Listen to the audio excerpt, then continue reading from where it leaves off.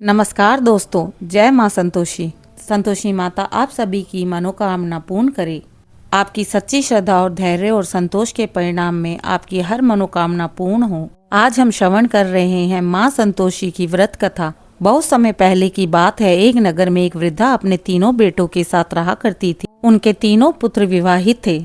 बड़े दो बेटे स्वार्थी और पत्नियों के अधीन थे, जबकि सबसे छोटा बेटा, उसका नाम था सत्यव्रत, बहुत ही सरल, मेहनती और माता पिता का आज्ञाकारी पुत्र था। परंतु घर का सबसे छोटा बेटा होने के कारण उसे बहुत ही तिरस्कृत किया जाता था और अपमानित शब्द सुनने पड़ते थे। सत्यव्रत की बहू को भी घर में अच्छा व्यवहार नहीं मिलता था।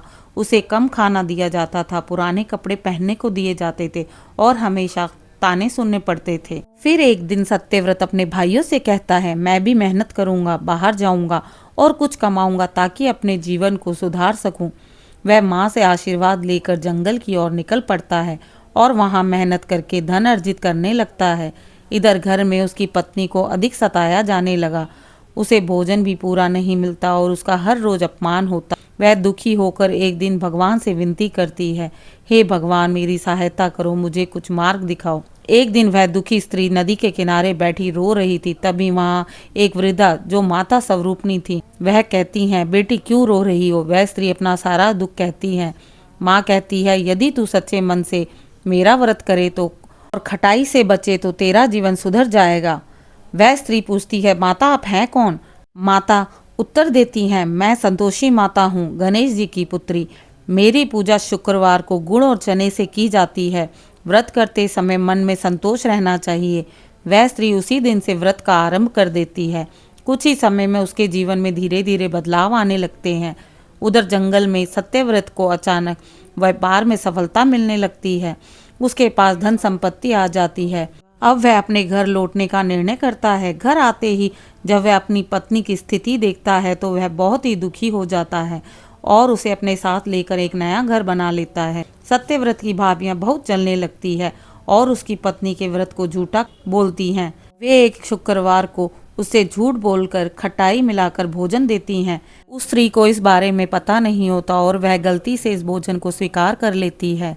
अगर माँ संतोषी क्रोधित नहीं होती, लेकिन उसे एक बार फिर कठिन परीक्षा से गुजरना पड़ता है। सत्यव्रत को चोट लग जाती है और उसका व्यापार थोड़े समय के लिए बंद हो जाता है। वह स्त्री समझ जाती है कि व्रत में कहीं कोई गलती हुई है। वह फिर से शुद्ध भाव से व्रत आरंभ करती है। कोई भी खटाई नहीं छूती और लगातार 16 शुक्रवार तक पूजा करती है। 16वें शुक्रवार को उसने बड़े प्रेम और भक्ति से माता को गुड़ चना अर्पित किया, कथा सुनी और घर आए 8 ब्राह्मणों को भोजन कराया। इस बार माँ संतोषी स्वयं प्रकट हुई और बोली, बेटी, आज से तेरे जीवन में कोई दुख नहीं रहेगा। तूने धैर्य, श्रद्धा और संतोष का आदर्श प्रस्तुत किया है। मैं तुझसे बहुत ही प्रसन्न हूँ। उस दिन के बाद उस स्त्री का जीवन बदल गया। घर में सुख, शांति और समृद्धि लौट आई। सत्यव्रत राजा के समान सम्मानित हुआ और दोनों ने जीवन भर माता की भक्ति की। जय संतोषी माता। अगर व्रती सच्चे मन से व्रत करे तो उसकी हर मनोकामना पूर्ण हो सकती है। माँ संतोषी केवल श्रद्धा और संतोष से प्रसन्न होती हैं। व्रत में खट्टाई का त्याग और संयम रखना अति आवश्यक होता है। यदि आप चाहते हैं कि आपके जीवन में कष्ट दूर हो और शांति सुख बना रहे, तो माँ संतोषी का व्रत पूर्ण श्रद्धा से अवश्य करें। जय माँ संतोषी। जय जय संतोषी माता। अगर आपको यह कथा पसंद आई हो तो वीडियो को लाइक करें, चैनल को सब्सक्राइब करें, अपने प्रियजनों से शेयर करें और बेल आइकन दबा लें ताकि भक्ति की ऐसी कहानियाँ आप तक पहुँचती रहे।